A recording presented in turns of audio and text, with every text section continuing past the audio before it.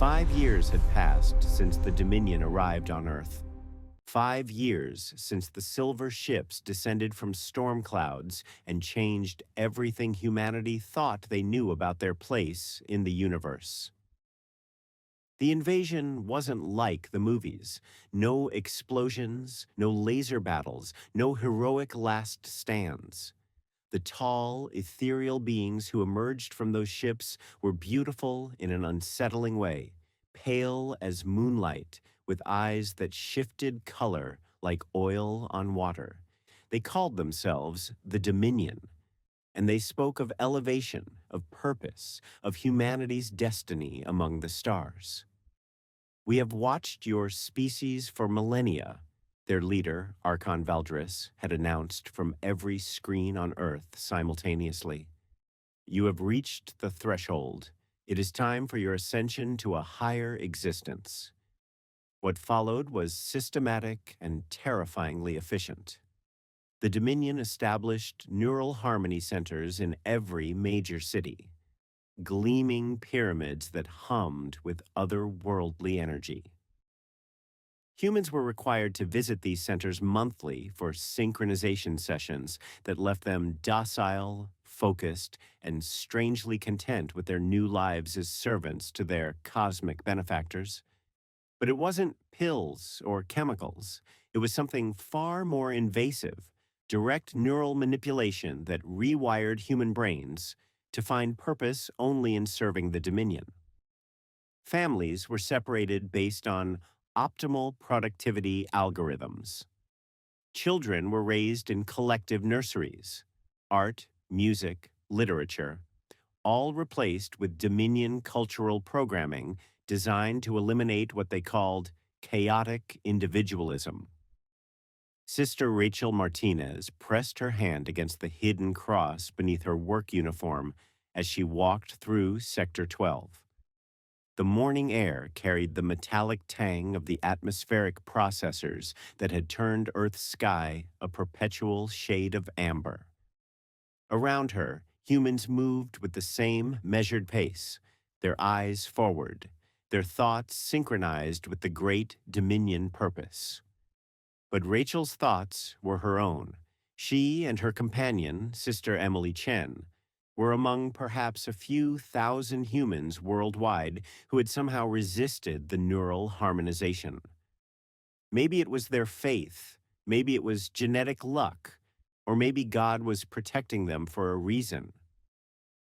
They had spent the last 5 years living double lives, appearing harmonized during the day, but meeting in secret to preserve what remained of human spirituality. The morning productivity metrics are optimal, Emily said in the flat, emotionless tone required in public. But her eyes flicked toward Rachel in a pattern they had developed. 3 blinks, pause, 2 blinks, danger nearby. A Dominion overseer glided past them, its form shifting subtly as if not quite solid. These beings served as middle management in the hierarchy, more powerful than the harmonized humans, but subservient to the higher caste Dominion. As it passed, Rachel caught a glimpse of its true form beneath the human-like facade, something with too many angles, too many eyes. They reached their assigned workplace, a vast factory where humans assembled components for Dominion technology they weren't allowed to understand.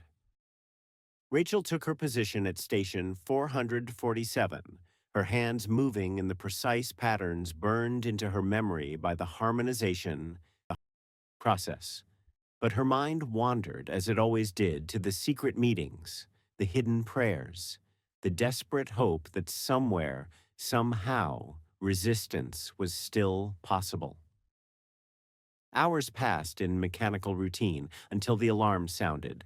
Not the usual shift-change tone, but something urgent and discordant. Through the factory's transparent walls, Rachel could see commotion in the street outside. A group of Dominion was engaged in what appeared to be a heated discussion with several overseers. But as Rachel watched, she realized something extraordinary was happening. Some of the Dominion were showing emotion, agitation, distress. One of them, a tall being with silver blue skin and eyes like captured starlight, suddenly broke away from the group and approached a human child who was being escorted by overseers to a neural harmony center. "Wait," the being said, its voice carrying harmonics that made the air vibrate. "The child shows distress. This is unacceptable." The overseers paused, their forms rippling with confusion. "Archon Kyle, the harmonization schedule must be maintained. This unit requires processing." The child, a girl perhaps 7 years old, looked up at Arshan Kale with tear-filled eyes. "I want my mommy," she whispered. Something shifted in Kale's expression, something that looked almost human. "Where is this child's maternal unit?" "Reassigned to Deep Space Mining Platform 7, an overseer replied mechanically. "Separation occurred 3 cycles ago per productivity optimization protocols." Kale stood silent for a long moment, studying the crying child. Then, to everyone's shock, he knelt down to the girl's level. "What was your mother like?" he asked softly. The question sent ripples of confusion through the nearby Dominion and overseers. Humans weren't supposed to have distinct memories of family. Those were edited out during harmonization. She, she sang to me," the girl said, her words barely audible, "when I was scared." She made funny voices when she read stories. Kale's eyes began to shimmer, not with their usual otherworldly light, but with something that looked suspiciously like tears. "Singing. Stories. These are valuable. They made me happy," the girl said simply. Rachel watched in amazement as Archon Kale slowly reached out and took the child's hand. "You will not be harmonized today," he said firmly, "or any day, until I understand more about singing and stories." The overseer's forms began to fluctuate wildly. "Archon, this violates all protocols. The High Council will be informed of my research into human emotional resonance patterns," Kale interrupted. "This child is now under my personal study." As the group departed, leaving the overseers in confused disarray, Rachel felt something she hadn't experienced in years: hope. That evening, Rachel and Emily met in their secret location, an abandoned subway tunnel that somehow the Dominion scanners couldn't penetrate. They weren't alone. Over the months, they had found others like themselves. Dr. Sarah Kim, a neuroscientist who had been studying the harmonization process. Marcus Thompson, a former military officer who maintained a network of resistance cells, and about 20 others who had retained their human consciousness. "Something's happening," Rachel announced without preamble. "I saw a Dominion today, an Archon, showing empathy toward a human child." Dr. Kim looked up sharply. "Impossible. The Dominion don't experience empathy. Their neural structure is completely different from ours." "I know what I saw," Rachel insisted. "He protected the child from harmonization, asked about her mother. He was curious about human emotions." Marcus frowned. "Could be a trap." "The Dominion are known for a psychological manipulation. Or," Emily said quietly, "it could be something else. What if some of them are starting to change?" "Change how?" Dr. Kim asked. Emily pulled out a worn Bible from her jacket. "What if they're developing souls?" The group fell silent. It was a concept none of them had considered. Dr. Kim shook her head. "Souls aren't scientific. We're talking about neural patterns, brain chemistry." "Are we?" Rachel interrupted. Dr. Kim, you've studied the harmonization process. You know it affects more than just brain chemistry. It touches something deeper, something science can't quite explain. The Dominion call it the essence pattern, Dr. Kim admitted reluctantly. They claim it's what makes each being unique, but I've never been able to isolate or measure it. Because it's not something you can measure, Emily said. It's spiritual. It's what makes us human.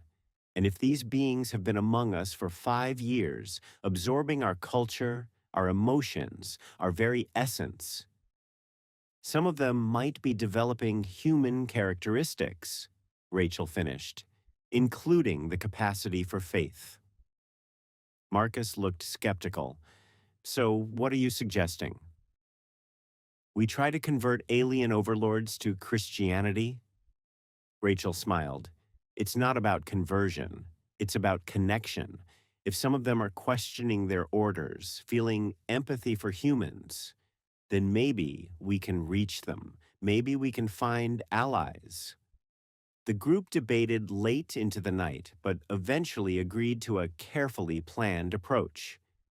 They would attempt to make contact with Archon Kale and any other Dominion who showed signs of independent thinking. 3 days later, Rachel and Emily positioned themselves near the Neural Harmony Center where Kale had been seen. They wore their work uniforms and moved with the synchronized precision of harmonized humans.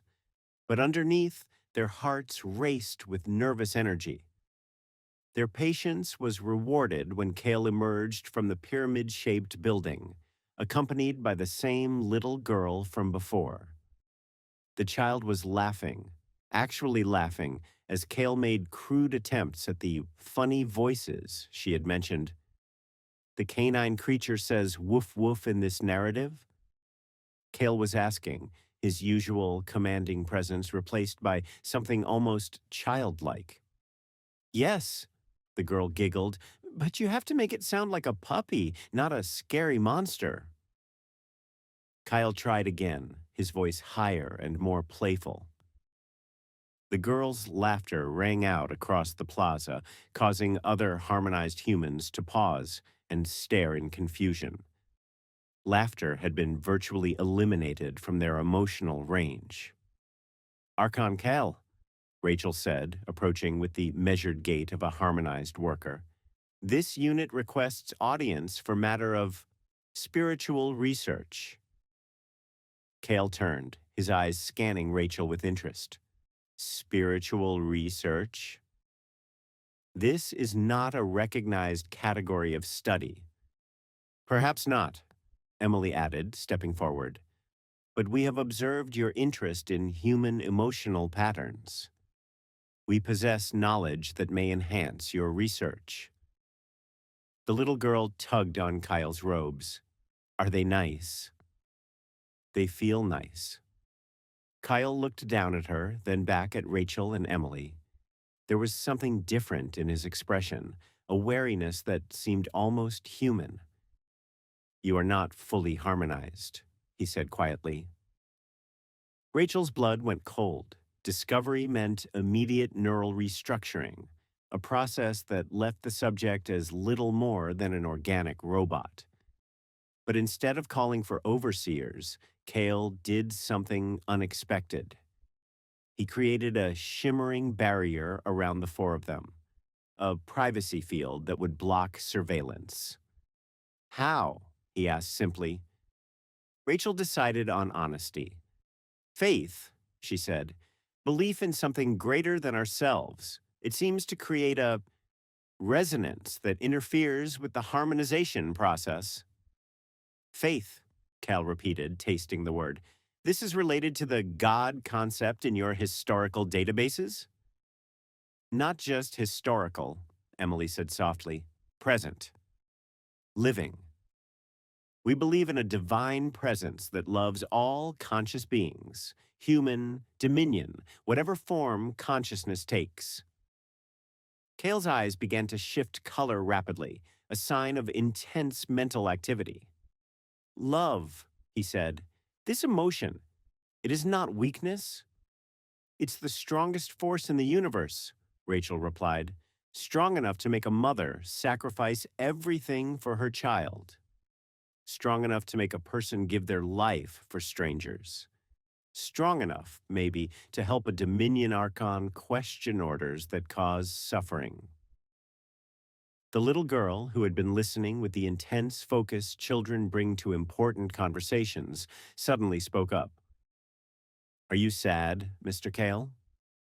When people get hurt? Kale knelt down to her level again, his face a mask of confusion and something that might have been pain. Yes, this disturbs me. My kind does not typically experience distress over the suffering of other species. But you do? Emily asked gently. Increasingly so, Kale admitted. The High Council believes I am developing a malfunction. They have scheduled me for recalibration. Rachel felt a chill. When? Tomorrow, Kale said. The process will eliminate these irregular emotional patterns. I will return to standard Dominion psychological parameters. Unless, Rachel said carefully, you chose not to report for recalibration. Kale's form seemed to flicker as if the very suggestion caused him physical distress. To disobey direct orders from the High Council would be unthinkable. 5 years ago, humans thought disobeying the Dominion was unthinkable too, Emily pointed out. But some of us found something stronger than fear.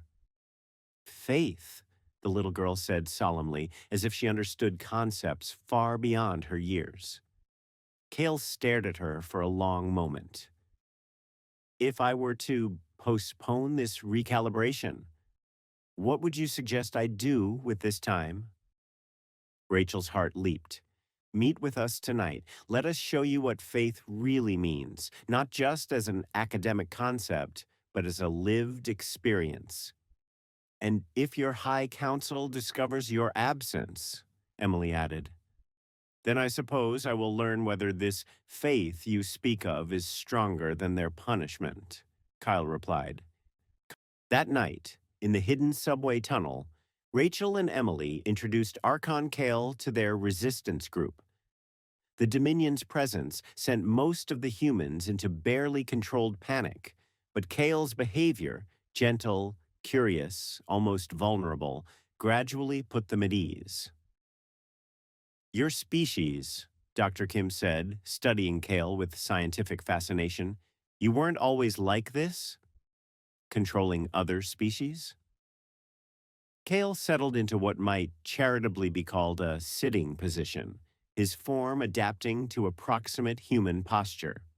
No, we were once explorers, seekers of knowledge, but we encountered a species that taught us about power, about hierarchy, about the efficiency of absolute control. The hegemony, he continued, his voice taking on a darker tone. They showed us how to expand across the galaxy, not through cooperation, but through dominion. The strong leading the weak. Order imposed from above. But you don't believe that anymore? Rachel asked. Kale was quiet for a moment. I've spent 5 years observing humans, your capacity for sacrifice, for love, for growth in the face of adversity. These are not weaknesses to be corrected. They are beautiful. Marcus leaned forward. If you feel that way, why haven't you acted? You're an Archon. You have power. Had power, Kale corrected. As my doubts have grown, my influence within the hierarchy has diminished. There are others like me, but we are few. And the penalty for open rebellion. Is what? Emily asked. Dissolution, Kale said simply. Complete erasure of consciousness. Not death as you understand it, but the complete obliteration of everything that makes an individual unique. The group fell silent, contemplating a fate worse than death. But, Kale continued, perhaps that is preferable to continuing to participate in the oppression of your species. Rachel pulled out her Bible. There's something I'd like to share with you. It's about someone else who faced a choice between safety and doing what was right. She began to read the story of Jesus in the Garden of Gethsemane, his fear and ultimate acceptance of sacrifice for the greater good. As she spoke, Kale's eyes began to glow with an inner light, unlike anything they had seen from the Dominion before. This Jesus, Kale said when she finished, he chose to suffer rather than allow others to remain lost. More than that, Emily explained, he chose love over fear, connection over control. He taught that the greatest among us are those who serve others, not those who dominate them. Kyle stood abruptly, his form shimmering with agitation. I must return. If I am discovered missing. Will we see you again? Rachel asked. Kale paused at the tunnel entrance. I do not know, but thank you for showing me that there is another way to exist, another way to be. After he left, Dr. Kim shook her head in amazement. If you had told me a week ago that I'd be giving Bible study to an alien overlord, I'd have recommended therapy. The question is, Marcus said grimly, what happens now? If Kale doesn't report for recalibration, they'll come looking for him, and they might trace his activities back to us. Rachel felt a familiar stirring in her heart, the same feeling she'd had years ago when she first felt called to missionary work. Then we'd better be ready. The next morning brought chaos. Reports spread throughout the human population of multiple Dominion Archons failing to report for scheduled procedures. The overseers increased security patrols, and the neural harmony centers went into lockdown mode. Rachel was at her factory station when the building's lights suddenly dimmed to emergency levels. Through the transparent walls, she could see Dominion ships, not the usual elegant transports, but massive, angular vessels that radiated menace. Attention all units, came a voice that seemed to speak directly into their minds. Unlike the usual melodious tones of Dominion communication, this voice was harsh, mechanical. Security protocols are now in effect. Report any irregular behavior immediately. The factory workers continued their tasks, but Rachel noticed something different. Some of them were glancing around nervously, their movements less perfectly synchronized. The fear in the air seemed to be breaking through their harmonization. Then she saw him, Arshan Kyle, but changed. His usual silver-blue skin had darkened to an almost human tone, and his eyes held depths of emotion she had never seen in any Dominion. He was being escorted by 6 armed overseers, his hands bound with energy restraints. Their eyes met for just a moment, and Cal smiled, a purely human expression of warmth and acceptance that seemed impossible on his alien features. The overseers marched him toward the Neural Harmony Center, where Rachel knew he would face something far worse than death. That night, the resistance gathered in emergency session. The news was grim. 17 Dominion Archons had refused recalibration and were now marked for dissolution. Some had already been captured. We have to do something, Emily said, pacing the tunnel anxiously. We can't just let them die for discovering their humanity. What can we do? Marcus asked harshly. We're a handful of humans with improvised weapons against a galactic empire. We have something more powerful than weapons, Rachel said quietly. Faith? Dr. Kim asked skeptically. Rachel, I respect your beliefs, but faith doesn't stop energy weapons or break through force fields. Doesn't it? Rachel pulled out a data pad she had been studying. Dr. Kim, you said the harmonization process affects something the Dominion call the essence pattern, right? Yes, but And that pattern is what makes each being unique, individual, conscious. That's the theory. Rachel's eyes lit up with sudden understanding. What if consciousness isn't just individual? What if it's connected? What if every act of love, every moment of compassion, every choice to help instead of harm creates resonance between conscious beings? Emily caught on first. Like a network, a web of connection that transcends species. Exactly. And if enough beings join that network, if enough consciousness resonates in harmony, it could overwhelm the control systems. Dr. Kim finished, her scientific mind grasping the implications. Create a feedback loop that disrupts the neural harmonization on a massive scale. Marcus looked skeptical. That's a lot of ifs and maybes. And it's also our only chance, Rachel replied. And I think Cale knew this. I think that's why he sought us out, not just to save himself, but to plant the seed of something larger. They spent the rest of the night planning.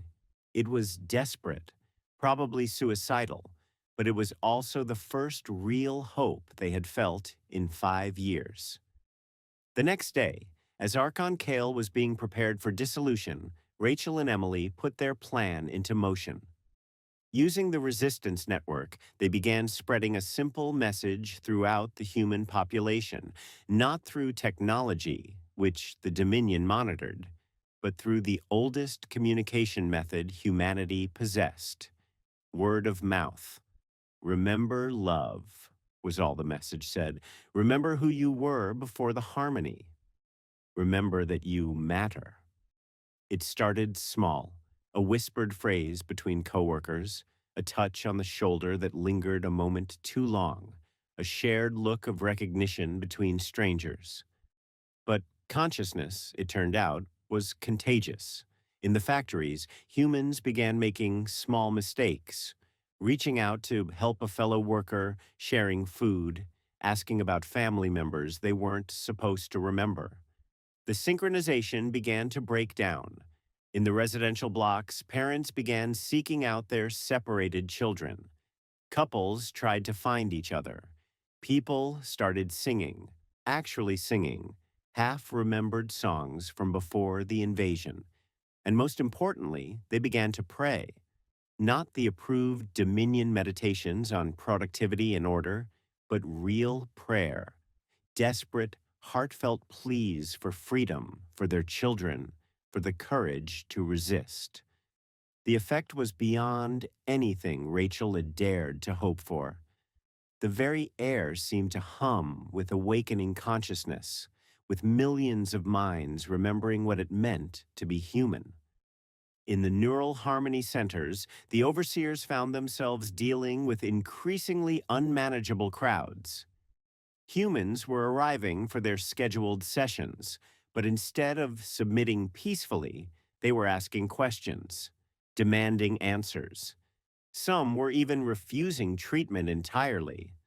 The Dominion hierarchy responded with predictable authority, increased security, forced harmonization sessions, public executions of the most vocal resistors. But for every human they silenced, 10 more seemed to wake up. And then something unprecedented happened. In the highest tower of the Central Dominion complex, Archon Valdris himself called an emergency council session. The human contamination is spreading, he announced to the gathered Archons and High Overseers. 17 of our own have been infected with their emotional instability. The productivity metrics are falling across all sectors. Initiate full population reset, suggested Archon Hexus, his form rippling with cold efficiency. Complete neural restructuring. Eliminate the problematic patterns entirely. Agreed, Valdris replied. Begin preparation for... No. The word cut through the council chamber like a blade. Every eye turned to its source, Archon Kyle, who stood in the center of the room despite his supposed imprisonment. Archon Kyle, Valdris said, his voice dangerously calm. You were scheduled for dissolution. How are you present in this chamber? Kale straightened, his form solidifying into something more human than Dominion. Because 18 other Archons chose to stand with me rather than see me destroyed. Because we have learned something you refuse to acknowledge. The council chamber filled with hostile energy as other Dominion began to manifest their true, more predatory forms. But Kale remained calm. We have learned about love, he continued, about sacrifice, about the strength that comes from choosing to serve rather than to dominate. Weakness, Hexus hissed. Human contamination. You will be cleansed. Will I? Kale asked. Will we? And then, to the shock of everyone present, 18 other Archons materialized in the chamber, not as prisoners, but as equals standing with Kale. Their forms had changed too, becoming more organic, more alive, more consciously individual rather than uniformly perfect. The humans have shown us what we lost when we accepted the hegemony's teachings, one of them said. Archon Lyra, her voice filled with newfound conviction. We traded our souls for efficiency, our consciousness for control, our individual essence for collective power. And now we choose to take them back, Kale added. Valdris's form began to expand, revealing the more monstrous aspects usually hidden beneath the humanoid facade. You dare to rebel against the natural order? Against the hierarchy that has made us masters of 100 worlds? Natural order? Kale laughed, and the sound was pure human joy mixed with something beautifully alien. There is nothing natural about slavery, nothing orderly about oppression. The humans have taught us that true order comes from within, from conscious beings choosing to care for one another. Enough, Valdris roared. Overseers, destroy these traitors immediately. The overseers moved to obey, their forms shifting into combat configurations. But as they attacked, something unprecedented happened. The human prayers, the awakening consciousness, the network of love and connection that Rachel had hoped to create. It reached critical mass. Every human on Earth, every awakened dominion, every consciousness that had chosen love over fear suddenly resonated in perfect harmony. The psychic shockwave was visible from space. The neural harmony centers shattered like glass. The atmospheric processors shut down, allowing natural sunlight to break through for the first time in 5 years. Most importantly, every human on the planet suddenly remembered who they truly were. In the council chamber, the overseers froze mid-attack as their own consciousness was touched by the wave.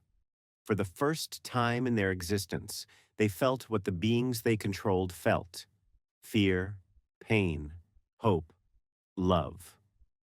What have you done? Valdris demanded, his voice now containing a note of something that might have been fear. We've given them back their souls, Kale replied simply, and in doing so, we've remembered our own. The battle that followed was unlike anything in recorded galactic history. Not a war of weapons or ships, but a war of consciousness itself. On one side stood those who believed in dominion through force, Valdris and the Archons, who remained loyal to the old ways.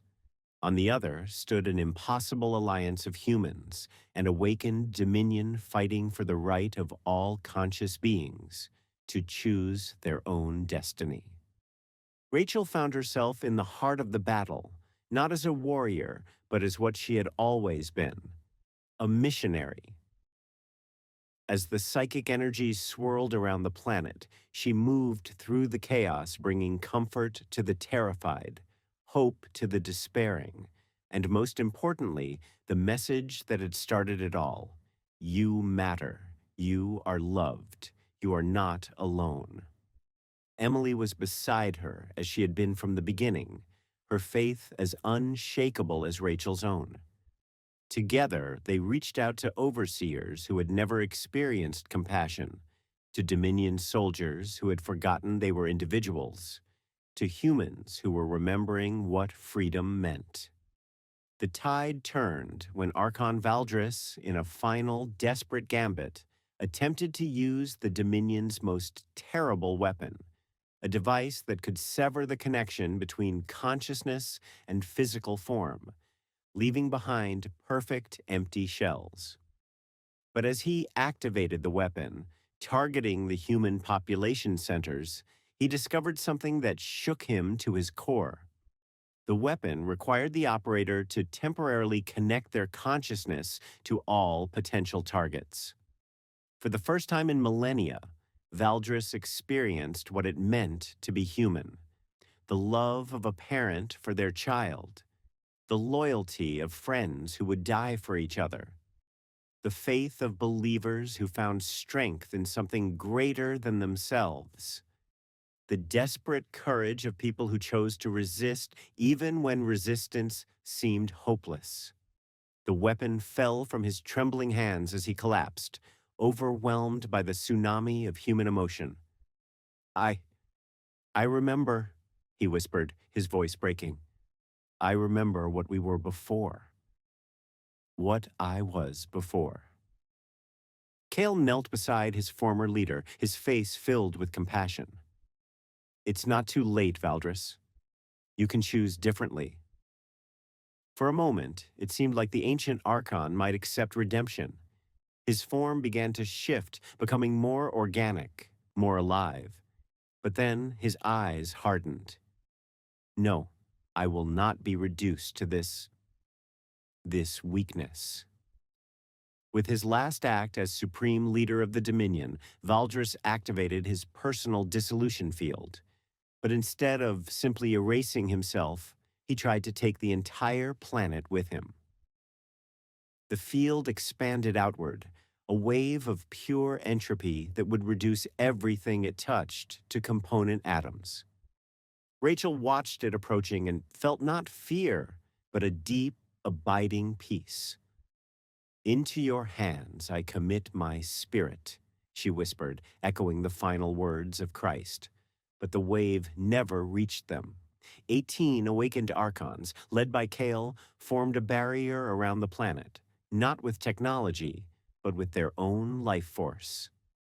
They poured their consciousness, their newly discovered souls, their very existence into a shield that held back the dissolution wave. One by one, they began to fade as their essence was consumed by the effort. But as each one prepared to sacrifice themselves, something beautiful happened. The humans they had helped to save began to share their own life force. Not just Rachel and Emily and the other resistance members, but millions of ordinary people who had been touched by awakening. They gave freely of their own spiritual energy, sustaining the Archons who were dying to protect them. The dissolution wave met this barrier of pure love and sacrifice, and for the first time in cosmic history, entropy itself was defeated by conscious choice. Valdris's final scream was cut short as he was consumed by his own weapon. The wave collapsed back on itself and disappeared, taking with it the last of the old Dominion hierarchy. In the silence that followed, Rachel looked up at a sky that was truly blue for the first time in 5 years. Around her, humans and awakened Dominion stood together, no longer as masters and slaves, but as fellow conscious beings sharing the same world. Cale, weakened but alive thanks to the shared life force of millions, approached her with something that might have been a smile. Your faith, he said softly. It was stronger than our technology, our weapons, our entire civilization. How? Rachel looked at the Bible in her hands, then at Emily. then at the mixed crowd of humans and former aliens who were now simply people trying to figure out how to live together. Because faith isn't about blind belief, she said. It's about choosing to love even when love seems impossible. It's about seeing the divine spark in every conscious being, no matter how different they might appear. It's about believing that connection is stronger than control, that hope is more powerful than fear. She looked around at the ruins of the old world and the seeds of something new growing among them. And it's about understanding that we're all missionaries in our own way. We're all called to share the message that consciousness is sacred, that love is real, and that no being, human, dominion, or otherwise, has to face existence alone. Emily smiled. So what happens now? Rachel closed her Bible and tucked it away. There would be time for reading later. Right now, there was work to do. The work of building a new world where different species could coexist as equals, where consciousness was celebrated rather than controlled, where faith could flourish in 1,000 different forms. Now, she said, we begin the real mission. Not converting others to our beliefs, but helping them discover their own path to the divine, teaching them that they are worthy of love, capable of growth, and part of something infinitely larger than themselves. As the sun set on the first day of freedom, Rachel and Emily walked hand in hand through the ruins of the old world, ready to help build something better. Behind them, humans and awakened dominion worked together to clear away the debris of oppression. Above them, the stars shone with new possibilities, worlds where consciousness could flourish without fear, where different species could learn from each other rather than dominate one another, where the greatest power in the universe was not the ability to control, but the courage to love. The last mission had become the first day of a new age of wonder. And in the growing darkness, lit by the warm glow of the cooking fires and the soft murmur of different species learning to communicate with each other, Rachel could swear she heard the sound of the universe itself learning to sing. The divine rebellion had succeeded. Now came the harder task, learning to live free.